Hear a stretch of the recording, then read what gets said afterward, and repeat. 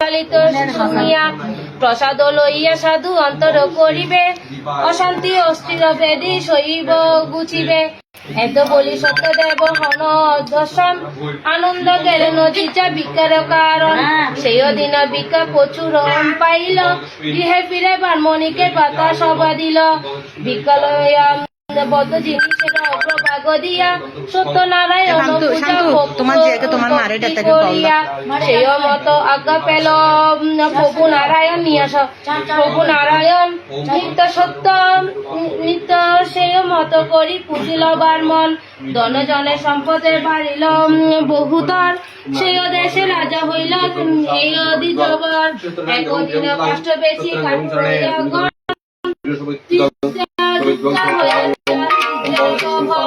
অশ্বগর্জ পদাধিক রাজা দেখে বিস্মৃত হইল, দেখে না সত্যনারায়ণে পূজেছে ব্রাহ্মণ। তারা দেখে সবে দেখি পূজা করিল গমন। প্রসাদ লইয়া যারা পাঁচটা পেয়েছি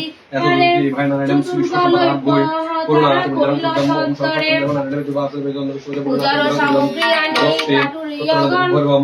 ভক্তি করে সত্যদেব সতত পূজয়। কাটুরিয়া নদী তীরে পূজে নানা মতে, গণেশ্বর সদাগর চাই সে পদে। গরুতে বসিত তার ডিঙ্গা বেয়ে যায়, বাণিজ্য করেছে সাধু এটাই সেটাই। পূজা দেখি ডিঙ্গা রাখি উঠে অন্তদেশে, কাটুরে গিয়া কাটুরি গলে কহে সমুদ্র বাসে। কারো পূজা করিতেছ কিবা ফলদার, কাটুরিয়া গলে জানে সাধু বলে মোরে নাহি কোনো, সাধু বলে মোরে নাহি কোনো একমাত্র সন্তানরে দেখি না পুত্র বা কন্যা একটি যদি মোর হয়, হাজারো টাকার ভোগ মানিব নিশ্চয়। কামনা করিয়া সাধু লইয়া অপ্রসাদ, গৃহে গিয়া অবলম্ব বুঝিল বিষাদ। কন্যা একটি জন্মিল নারায়ণ বরে, শশীকলা সমকন্যা দিনে দিনে বাড়ে। ক্রমেতে বিবাহ কাল হইল উপনীত, জামাতা আনিতে সাধু হলেন বিব্রত। রূপে গুণে চন্দ্রকেতু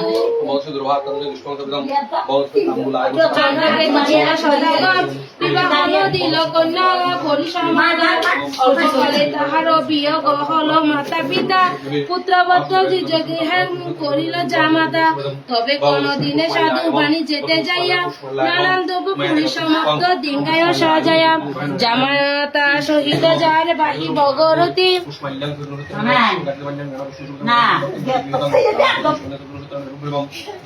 সত্যনারায়ণ পূজা কহিল বিস্মৃতি। দৈবর বন্দন কেবা করে খণ্ডন, তৎপর যায় হইল শুনতা বিবরণ। নদ নদী অতিক্রম ডিঙ্গা বেয়া দিবান নিশি, অশিল সুরত বন্দর। রাজবেদ দিয়ে নানা করে কতক বেচা কিনা, রজত কাঞ্চন বহুদর। সূর্য চন্দ্র কান্তমণি মতি হীরা লালোচনী, পবল পরশ শিলা কত। শঙ্খচূর্ণ গজমতি কস্তুর চামর ইতি, রেশম পশম বনাও। অগুর রচিয়া চন্দন নানান দ্রব্য সমাগম, ডিঙ্গা বরে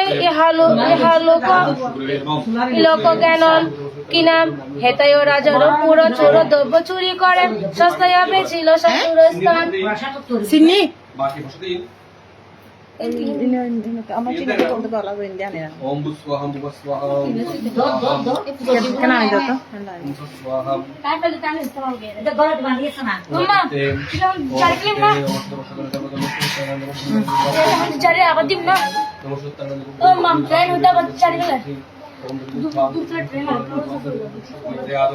ओम विष्णु विष्णु माम्मा बा একটা শহর তো সাইতে তো বাংলা কোজি বসে কিন্তু গামলা হ্যাঁ সে তো ফ্যান কে বলল বহুদল কিনে আনন্দিত মনকে বাজালে ঘটিবে প্রভাত।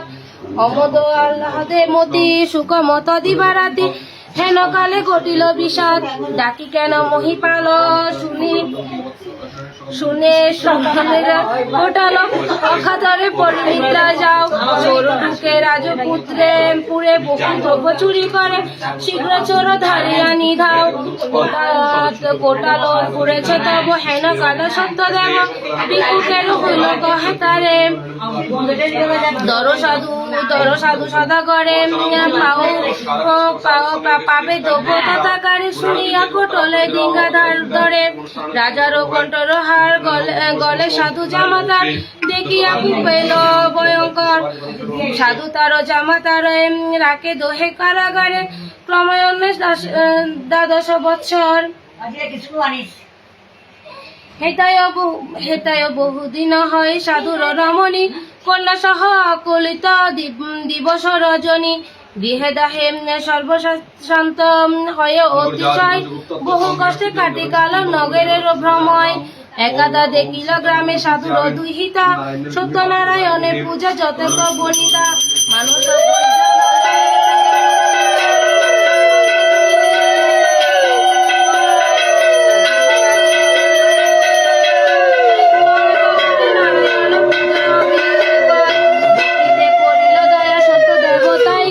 স্বপ্ন চলায় রাজায় আমারও কিঙ্কর দুই সাধু সদা করে হতে দোহ চারহর সত্তরে আপনারও মঙ্গল যদি রাজা তুমি চাও ধনরত্ন ডিঙ্গা সব ছেড়ে তারে দাও স্বপ্ন ভেঙে নিপতির হলো বড় ভয় দুই সাধু স্থানে তব কর জোরে গয় ক্ষমা কর সদা কর না জানি বিশেষ